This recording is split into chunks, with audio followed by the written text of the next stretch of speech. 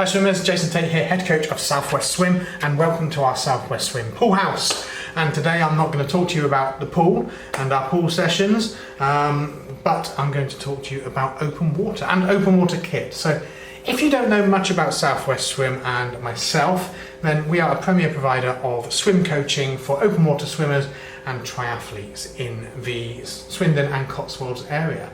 Now from April through to September we are seen a lot at the lakes because we do a lot of lake sessions, one-to-ones, weekly group sessions, introduction to open water clinics, swim skills clinics, and also our new safety courses for open water beginners who have got into the water for the first time. So we're booking up those quite quickly. If you want to have a look at what we do, have a look at the website southwestswim.co.uk. But today I'm going to predominantly talk to you about kit, because that's the other question we get asked quite a lot about. What kit do I need for open water swimming? So in short, open water swimming, you just need your birthday suit. But seriously, if you are going into the lakes of the Cotswolds in just your birthday suit, your open water swimming career in those lakes may be very short-lived. So I'll just explain the basics of what you need to go on with. So swimming costume, hat, goggles. In its purest form, that is open water swimming. That would be known in circles as skins swimming. So skins swimming is basically swimming as if you are swimming in a pool, so no wetsuit, okay? As opposed to skinny dipping, which is where you wouldn't really go that far in the lakes of the Cotswolds. Alright, so that's in its purest form, hat, goggles and costume. A little bit of a safety advice here: if you are new to swimming in open water, I would advise you against going in the water in April in just your swimming costume, okay? The water is very cold, it will be around 10 degrees, and the pools you're normally swimming lengths in can be anywhere between 27 and 29. That is a big drop in temperature, so we would advise against doing that and against spending any considerable amount of time in the water without a wetsuit in the early stages of the season. People you see doing that are generally people who have been very acclimatized throughout the winter in their swimming, so they're used to that sort of temperature. So we're going to need a wetsuit. And the biggest purchase of your swimming journey is probably going to be that wetsuit. So my advice to you on wetsuits is the most important thing is fit. No matter what your budget, you can have a budget for £800. If that wetsuit doesn't fit you properly, if it's too big or too small, that is a useless waste of an expensive wetsuit, okay? So have your budget in mind for your suit, and go by the sizing charts of that manufacturer. Okay, each manufacturer's sizing chart may be slightly different. So if you're going for a zone 3, use the zone 3 chart. If you're going for a hoob, use the hoob chart. Okay, sometimes they don't cross over. Measure yourself accurately, okay, and choose the closest suit to your size. Now, what you want to also consider is at this time in 2021, as we're coming out of lockdown, you're likely to be purchasing your wetsuit online. Now I can help with zone 3 suits. We can give you advice on sizing and suits and order you a suit from zone 3 which will come directly to your door. We basically act as the middleman. Alright, so I know that zone 3 have a policy of one exchange free of charge if your suit doesn't fit. But you need to make sure wherever you're ordering from has a similar policy, because you don't want to get the suit and find it doesn't actually fit you and then struggle to send it back and have a fight on your hands about an exchange or a refund. Alright, so know exactly what you are purchasing beforehand and how you can send it back. So fit's important. Where you're getting it from at this time of year is going to be important as well, but also what sort of suit do you need. So wetsuits can range from anywhere between sort of £100 all the way up to £800 or silly money, okay? So like I said, the fit is the most important. If you're a beginner, why do you need that sort of £600 suit? Not saying it's wrong, but make sure that that £600 suit will fit you. Now most beginners will go in entry-level suits. And one thing you want to be aware of is the difference between a water sports wetsuit and a swimming wetsuit. So a water sports wetsuit is designed for falling in off a sup board or a kayak, and it's not designed for swimming. Now you can swim in them. It's not the most comfortable of experiences. So if you are going to spend any length of time swimming this year, I would advise searching for a swimming or a triathlon specific wetsuit. Now they are a little bit more delicate, or a lot more delicate. They're not designed for falling in off craft and climbing back up on them. So a water sports wetsuit is very rubberized on the outside. And it will be different thicknesses throughout. So the shoulders where you need that movement will be thinner, and the hips will generally be thicker to provide you with that extra buoyancy which is needed to keep the body position up. Alright, so have a look at wetsuits, be careful of the sizing, choose the best size for you. Yeah, that's your wetsuit in a nutshell. If you have any more in-depth questions, feel free to drop me an email and I'll be happy to answer them for you. But we're going in early season, so you might want to keep a little bit warmer. There are some things that will help you do that as well. And I'll run through those very quickly for you.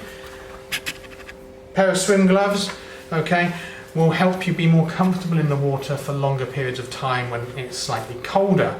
However, these come with a little bit of a warning. Your hands are a natural sort of guide to your temperature for most swimmers. So because you're disguising that, you may inadvertently, if you've not been in, you don't know your body and how it reacts to cold water, stay in a little bit too long. So just be very careful when you're wearing gloves, okay? Don't overdo it.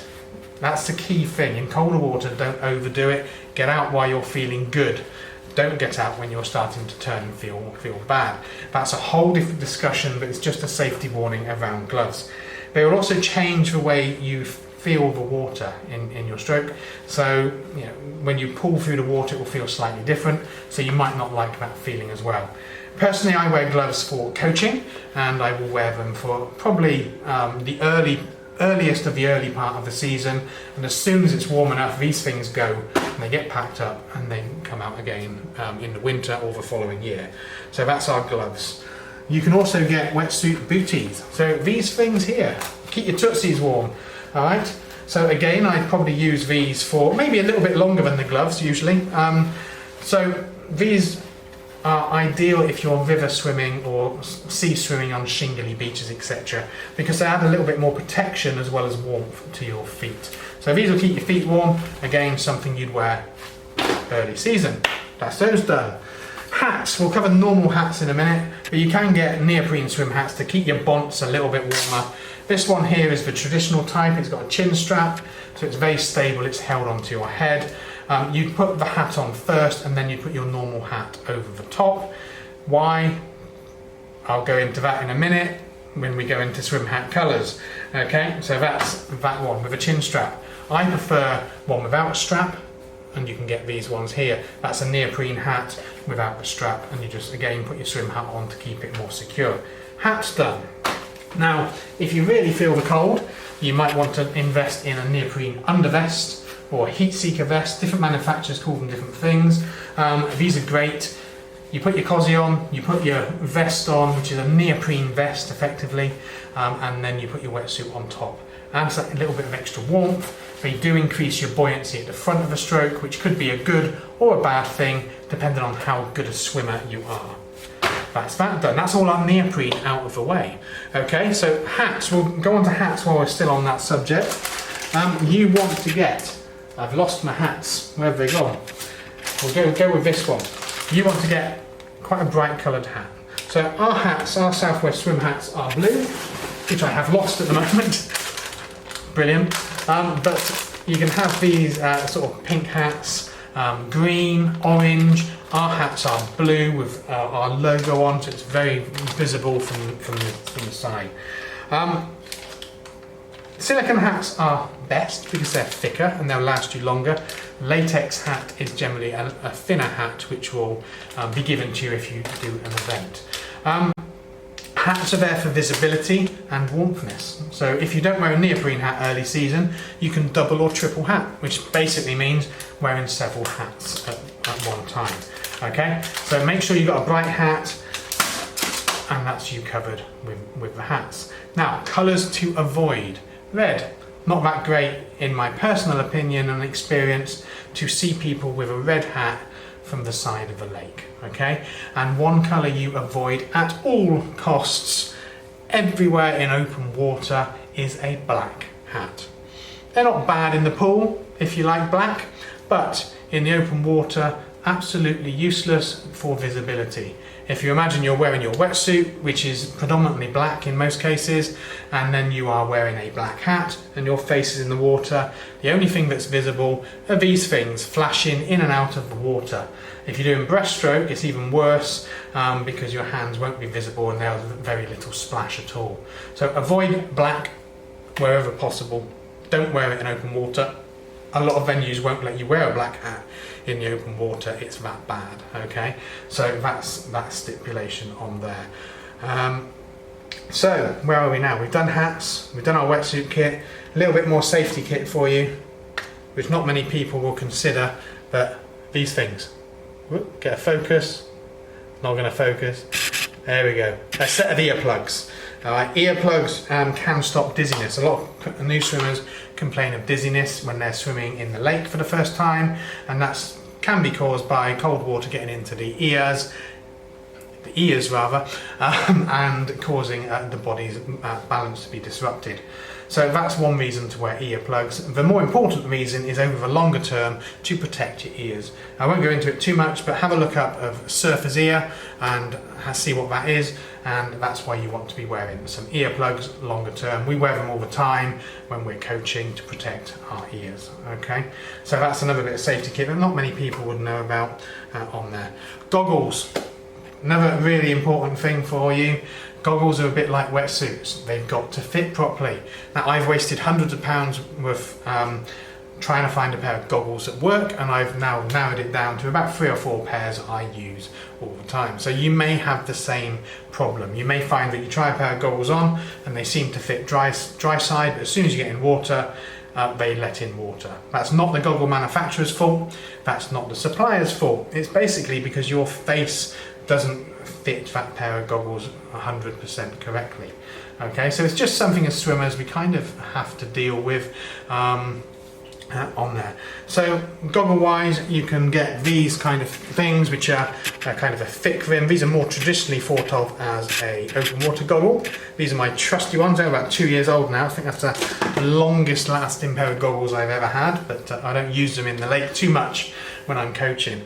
So a thicker rim, more comfortable rubber seal, that's kind of a good goggle for most open water swimmers. You may prefer a racing type goggle, which is a very low profile goggle, okay? So they fit inside the eye socket, so not for everybody.